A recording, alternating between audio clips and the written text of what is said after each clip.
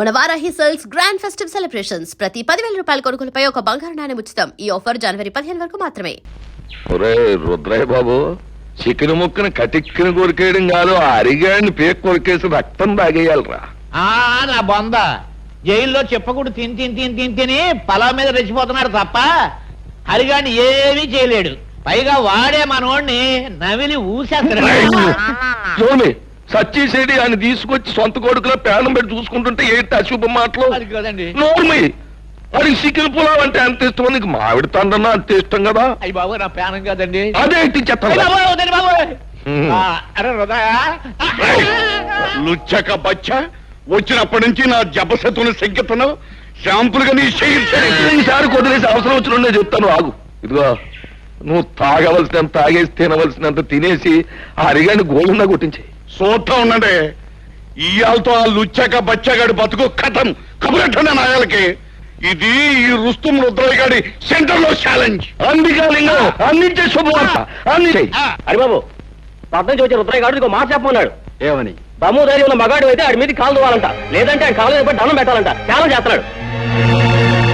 నాతోనే challenge. Challenge challenge. ఈ ఓ ఆంధ్రదేశంలో ఏ లుచ్చక బచ్చగారితోనైనా సరే ఈ రుద్రయ్య ఓపెన్ ఛాలెంజ్. ఇదిగో నువ్వు ఊరికి ముందే ఇలా రెచ్చిపోయి వాగుతూ ఉంటే శాస్త్రం ప్రకారం మొదట ఆయాసం వస్తుంది, ఆ తర్వాత వాడు వచ్చే వాటికి అబ్బా అనాల్సి వస్తుంది. ఏమిటి రైతు ముందుగా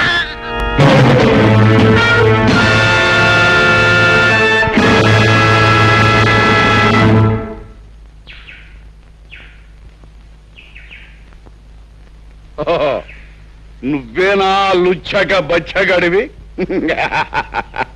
నన్నే దెబ్బతీయాలనుకుంటున్నావు అన్నమాట.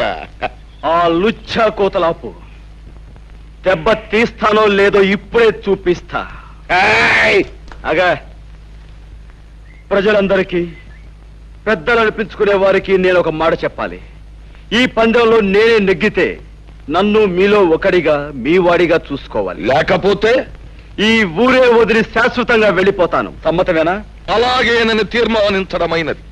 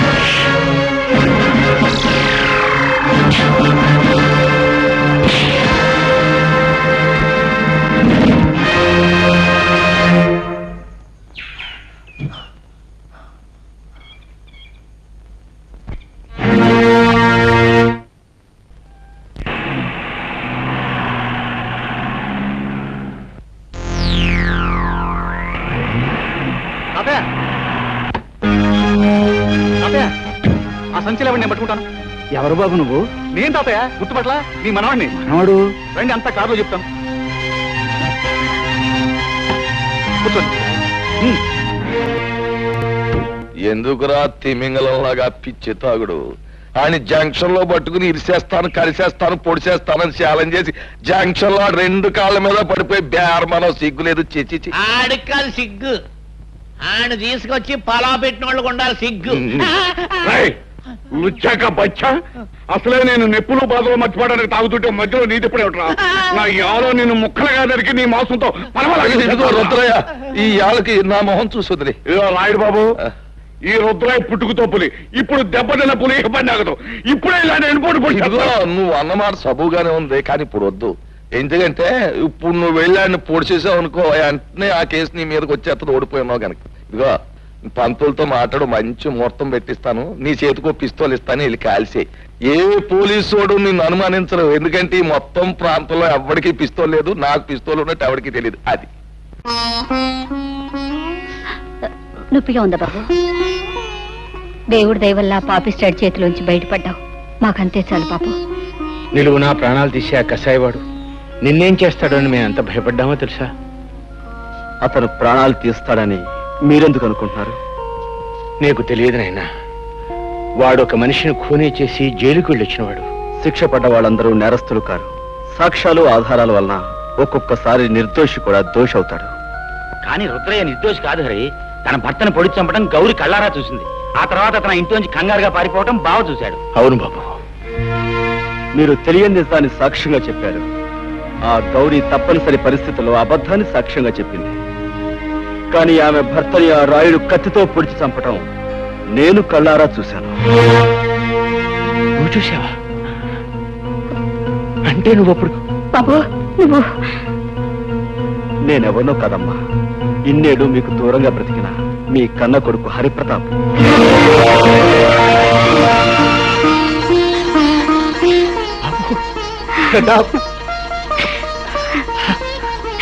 బాబు ఇన్నాళ్ళు మా కళ్ళ ముందే ఉంటూ ఈ నిజాన్ని ఎందుకు దాచావురా? నిన్ను చూసిన దగ్గర నుంచి నా కన్న మనసు ఏదో తెలియని బాధతో ఎంత తల్లడిల్లిపోయిందో తెలుసా? ఇన్నాళ్ళు ఎందుకు చెప్పలేదురా? అమ్మా, నాకు మిమ్మల్ని చూడగానే నిజం చెప్పాలని, అమ్మా నాన్న అని పిలవాలని ఎంతగానో అనిపించింది. కానీ నేనొచ్చిన లక్ష్యం నెరవేరాలంటే మనసును రాయి చేసుకోవడం తప్పనిసరైంది. నేను అనుకున్నట్టే అంతా జరిగింది కనుక ఇప్పుడు మీకు నిజం చెప్పిన పర్వాలేదనిపించి చెప్పాను. నాన్న, ఆ రోజు మీకు గుర్తుందా? మాస్టర్ గారికి మామిడిపల్లి ఇచ్చిరమ్మని మీ దాన్ని పంపించారు.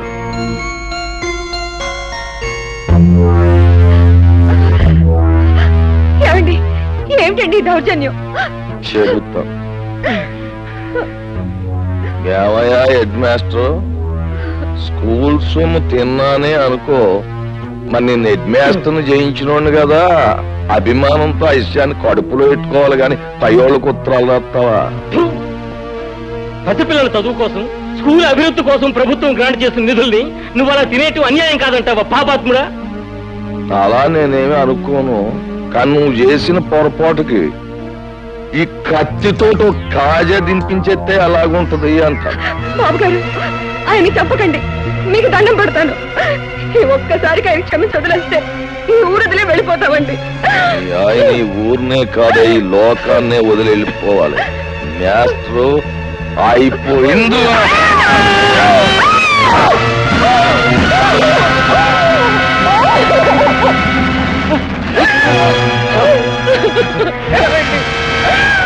రాముడు, ఆ కూర నా కొడుకుని పట్టుకుంటాం, ఈ కూలికి సాక్ష్యం ఉండకూడదు. ఇదిగో, ఈ సంగతి ఎక్కడైనా కూసావా నీకు నీ బిడ్డకి నీ మొగుడిగతే పడద్దు.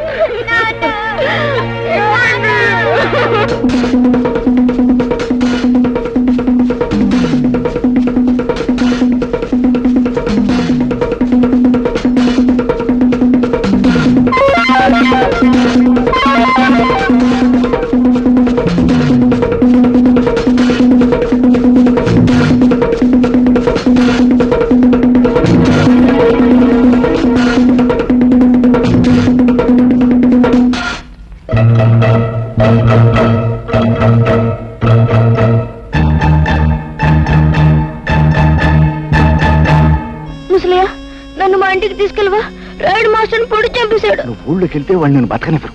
రా చెప్తాను. అంటే నీ ప్రాణం కాపాడి నిన్నంత వాణి చేసింది మన పాలేరు ముసలయ్య అన్నమాట. మనం పెట్టిన అన్నం తిన్న విశ్వాసానికి మనకెంత ఉపకారం చేశాడండి. ఆ రాత్రికి రాత్రే నన్ను పట్టణం చేర్చాడు ముసలయ్య.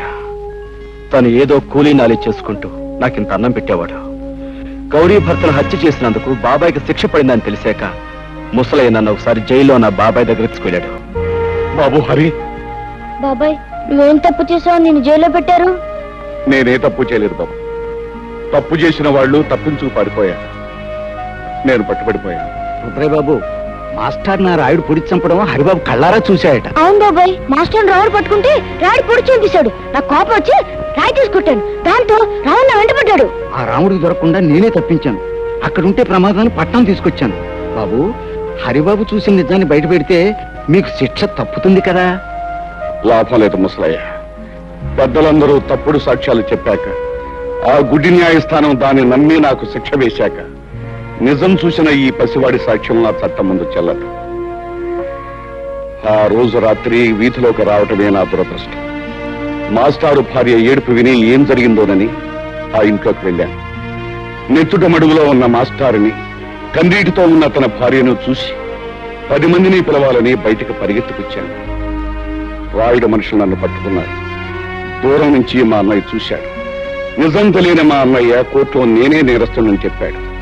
కానీ అంతా తెలిసిన మాస్టారు భార్య ఎందుకనో అబద్ధం చెప్పింది. బహుశా దిక్కులేని ఆడదాన్ని రాయుడు మనుషులే బెదిరించి అబద్ధం చెప్పించుంటారు. ముసలయ్య, జైల్లో పడటం వల్ల నా జీవితంలో కొంత పోగొట్టుకున్నానే తప్ప అంతా పోగొట్టుకుని అంతమైపోను. ఏదో ఒక రోజున బయటకు వస్తాను. ఆ రోజున ఆ రాయుడు పాపం పండి తీరుతుంది. ముసలయ్య, నాకు సాయం చేస్తావా? తప్పకుండా బాబు గారు. ఏమిటో చెప్పండి. మా ఇంటికి వెలుగు, మా కంటికి దీపం మా హరిబాబు. వీణ్ణి పెద్ద చదువులు చదివించి నీతికి న్యాయానికి నిలబడే మనిషిలా తయారు చేసి మా వంశం పేరు ప్రతిష్టలో నిలబెట్టేలా, మన ఊరిని తీర్చిదిద్దేలా తయారు చేయాలి. వాడి చదువు కావలసిన డబ్బు నేను జైల్లో ఉండి రాళ్లు కొట్టి కష్టపడి సంపాదించి పంపిస్తాను. చెయ్యని నేరానికి శిక్ష అనుభవించాడు బాబాయ్. ఇన్నేళ్లు ఆయన కాయకష్టం మీదే బ్రతికాను. ఇంత వాణ్ణయ్యాను. నేను ఎంత పాపిష్టోనిరా బాబు. ఈ ఊళ్ళో జరుగుతున్న అన్యాయాల్ని, అక్రమాలను ఎదుర్కొంటూ అందరికీ అండగా ఉండే మీ బాబాయ్ దోషి అని నమ్మాను. తప్పుడు సాక్ష్యం చెప్పి చేతులారా జైలుకు పంపించాను. వాణ్ణి క్షమించమని అడిగితే తప్ప నాకు మనశ్శాంతి లేదురా. మీ బాబాయ్ ఎక్కడున్నాడు? మా ఇంట్లోనే ఉన్నారు మావయ్య గారు. నువ్వా? ఎంతసేపు వచ్చి? నీ గురించి, గతంలో మా నాన్న చేసిన నేరాల గురించి, అందుకు అన్యాయంగా దోషిని ముద్ర వేయించుకున్నా మీ బాబాయ్ గురించి చెప్తున్నప్పుడే వచ్చాను హరి. ఇంతకాలం నేను ఒక స్వార్థపరుడు కూతుర్నని సిగ్గుపడేదాన్ని. ఇప్పుడు ఒక హంతకుడు బిడ్డనని తెలిసి అవమానంతో బాధపడుతున్నాను. నిజంగా నాకు మీలాంటి మంచి మనుషుల మధ్య నిలబడే అర్హత కూడా లేదు. నేను వెళ్ళిపోతా. చూడమ్మా పద్మ, పిచ్చి పిల్ల, అవేం మాటలమ్మా. మీ నాన్న చేసిన తప్పులకు నువ్వెందుకు బాధపడటం? నువ్వు ఆయన రక్తం పంచుకు పుట్టావే గాని బుద్ధులు గుణాలు పంచుకోలేదుగా. చెప్పు. నేను చెప్పను. చెప్పు రావుడు. ఉండండి, ఆడితో నిజంగా చెప్తాను నాకు తెలుసు. అయితే చెప్పించు. మర్యాదగా చెప్పు, ఆ హరి ఎవడు?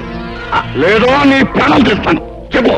ఆ హరి ఎవరో కాదురా, మీ పాలిట యముడు, ఆ బ్రహ్మనాయుడు కొడుకురా. రుద్రయ్య, ఆ మంచి ముహూర్తం వచ్చేసింది. పిస్టోల్ పెట్టుకో, వెళ్ళి అరిగాని కాల్చి. పెట్ట కాల్చినట్టు కాలుస్తాను. వస్తాను.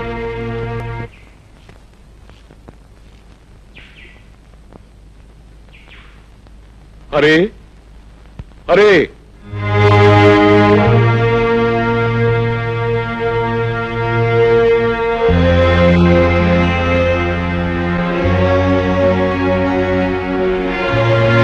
తమ్ముడు, తమ్ముడు, అన్నయ్య, తమ్ముడు, అన్నయ్య. తమ్ముడు, నన్ను క్షమించగలవురా నువ్వు? అదే మాట అన్నయ్య. అవునరా, నేను నీకు అన్యాయం చేశాను. నీ జీవితంలో 14 ఏళ్ళు కటకటాల వెనక బండరాళ్ల మధ్య గడిచిపోయేలా చేశానురా. నీ తోడు పుట్టిన వాడిని ఎందుకు కూడా నీకు అయ్యం చేశాను. నన్ను క్షమించు. ఊరుకో రాయుడు, ఊరుకో ఊరుకో. నా నుదుట అలా రాసుంటే దానికి ఎవరేం చేస్తారన్నయ్య? నీ కళ్ళకు కనిపించిన నిజాన్ని నువ్వు చెప్పావు. ఇందులో నీ తప్పే ఉంది. అవును, ఇంతకీ ఇదంతా నీతో ఎవరు చెప్పారన్నయ్య? నేనే చెప్పాను బాబాయ్. అంతేకాదు, మన ఇద్దరం కలిసి ఆ రాయుడు ఆట కట్టించడానికి ఎలాంటి ప్లాన్ వేసాం కూడా చెప్పాను. అరే, వీళ్ళకి నిజం తెలిసినట్టే నువ్వు ఎవరివన్న నిజం రాయుడు కూడా తెలిసిపోయింది. ఎలా తెలుస్తుంది బాబాయ్? పట్టణం నుంచి గిరి ముసలైన బంధించి తీసుకొచ్చాడు. వాడి చేత నిజం చెప్పించాను. ఎవరు? రుద్రయ్య నువ్వా? ఎంతసేపు అయింది అబ్బాయి వచ్చి? ఇంతకు ముందే వచ్చాను వదిన. వదిన, అమృతం లాంటి నీ చేతి వంట తిని ఎన్నో ఏళ్ళైంది. ఆకలిగా ఉంది, అన్నం పెట్టు. అంతకంటేనా? రా అబ్బాయి. సరే.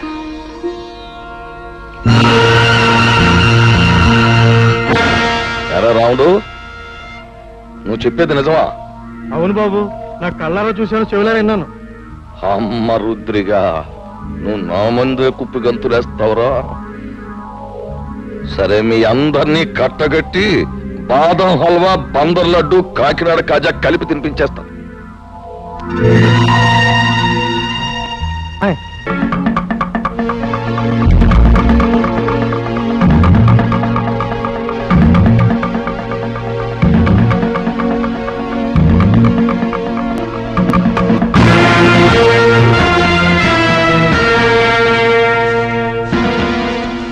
ఏంట్రా రుద్రయ్య, చలిమిడ ముద్ద తినేసి ఏనాడో సెలవు తీసుకోవాల్సిన నీ అన్నగారి కొడుకు ఊళ్ళోకి రుస్తుములా దిగి నాకే శత్రువు అయిపోయాడు.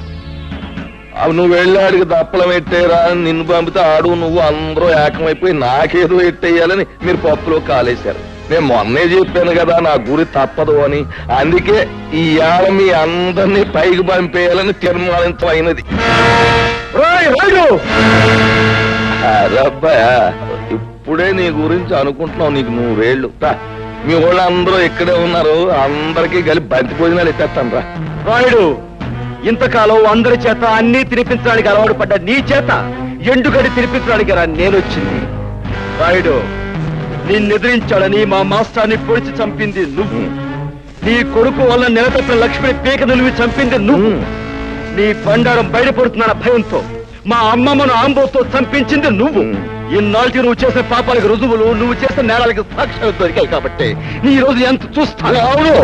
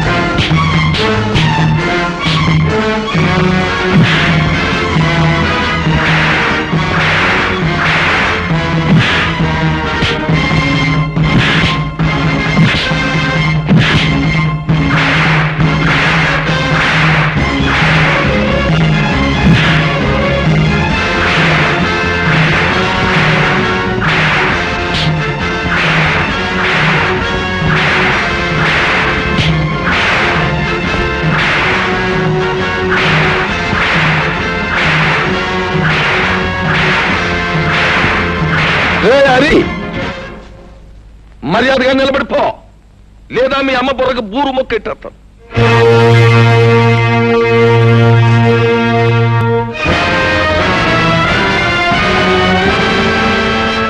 రే, ఆ నట్టుకొచ్చా చెట్టు కట్టయిందిరా.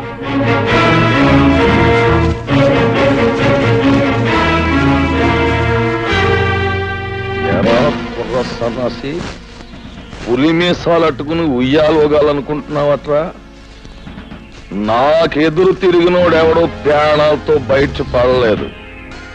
అవును, మీ మాస్టర్ నా మాట లేదని ఈ చేత్తో నేనే పొడి చంపేశాను. ఇప్పుడు ఏమంటావు? ఏట్రా, ఆ ఈరిగాడు కూతుర్ని స్వయంగా నా చేత్తో పీక బిస్కెట్ చెరులో బారేశాను. ఏం చేస్తావు? చీటికి మాటికి నోరెట్టు పడిపోయా మీ అమ్మమ్మని ఆంబోతో తొక్కించి చంపించేసింది నేనే. దానికి నువ్వు ఆంబోతుని చంపావు కానీ నా జోలికేం రాలేకపోయావు కదా. ఇదిగో ఇక్కడ నేను నేరాలు చేసినా ఘోరాలు చేసినా న్యాయం గాని చట్టం గాని ప్రజ గాని ఏం మాట్లాడడానికి ఏది లేదు. అది ఊరు పద్ధతి. ఇందాక నీకు మాట ఇచ్చాను చూడు, బంతి భోజనాలు ఎడతానని. ఈ ఊళ్ళోకి నువ్వు దిగి నాకు మనశ్శాంతి లేకుండా చేసినందుకు ముందు నీకు మాంసం కూరెట్ట.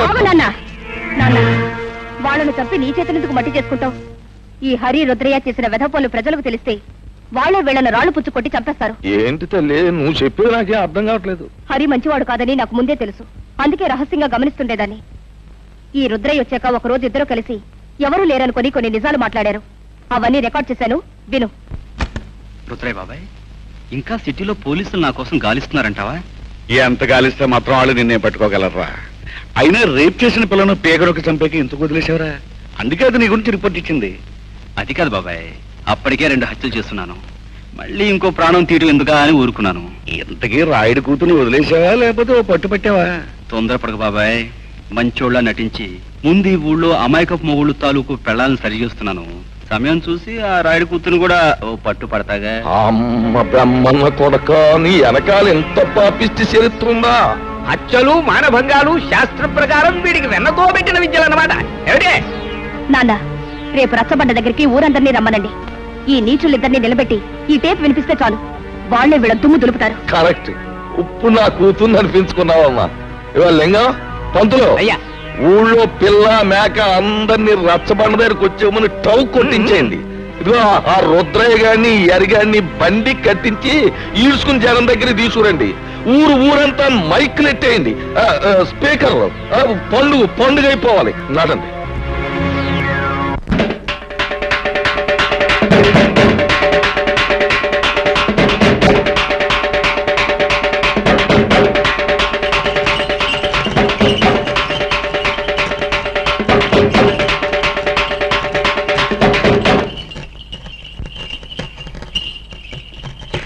మహాజనులారా, నా గ్రామ ప్రజలారా, చక్కగా చల్లగా సాగిపోతున్న మన ఊళ్ళోకి ఈ అరిగాడనేవాడు పాములాగా వచ్చి ఇషాన్ని గక్కి ఊరిని అల్లకల్లోలం చేసేశాడు. అందుకే ఆడి చేత బాగా పొలవ తినిపించి మరీ గెంటేశాను ఊళ్ళోంచి. కానీ వెళ్ళిపోయినోడు ఆడు ఊరుకోలేదు. పగబట్టిన పాములాగా మళ్ళీ తిరుగు ఊళ్ళోకి వచ్చాడు. మరి పచ్చినెత్తుర్ని పానకంలాగా తాగేసి ఆ రుద్రయ్య గారితో స్నేహం చేశాడు. ఇద్దరు కలిపి ఊరిని బూడిద చేసేయాలని ఓ ప్లాన్ వేసుకున్నారు. మాట్లాడమేమా లింగం? అయ్యా, హరి రుద్రయ్య ఎన్ని నేరాలు ఘోరాలు చేశారో మేము ముందు బయట పెడుతున్నాం. వీళ్ళ గురించి నిజం తెలిసాక శాస్త్ర ప్రకారం వీళ్ళని ఏం చేయాలో మీరే నిర్ణయించండి. ఏమిటి? తర్వాత వాళ్ళిద్దరూ కలిసి ఎన్ని పాపిష్టి పనులు చేశారో, ఎన్ని లుచ్చా పనులు చేశారో వాళ్ళ మాటలన్నీ కూడా ఇక్కడ ఉన్నాయి. అవి ఇప్పుడు మీకు వినిపిస్తాం. ఆ మాటలు విన్న తర్వాత ప్రజలైన మీరు మరి రాళ్లు పట్టుకుని రవ్వలడ్లే తినిపిస్తారో, కర్రలట్టుకుని కారపూసే తినిపిస్తారో మీరే తెచ్చుకోండి. అమ్మాయి పద్మ, ఆ కనెక్షన్ లో వైర్లు జాతకం ఉన్నాయా? అంతా రెడీ నాన్న. పేపర్ వినిపించే ప్రతి మాట సినిమా పాటలా వీధి వీధిన మారుమోగిపోతుంది. ఇక ఆలస్యం ఎందుకు, నొక్కే.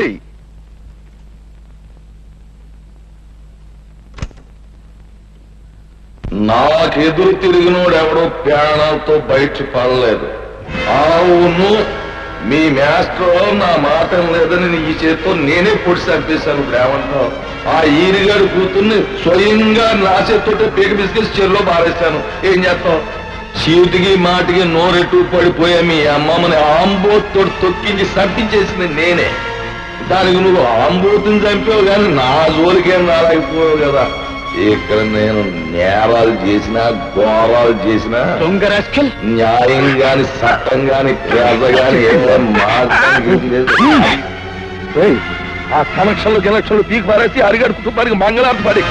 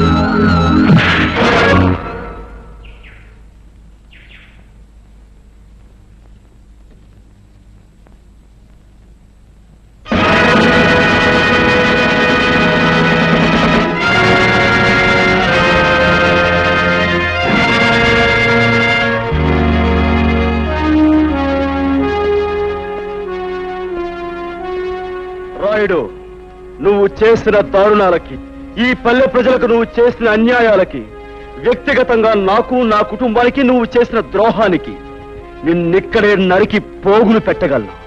కానీ నేను ఆ పని చెయ్యలేను. ఎందుకంటే నేను చట్టానికి బద్ధుణ్ణి.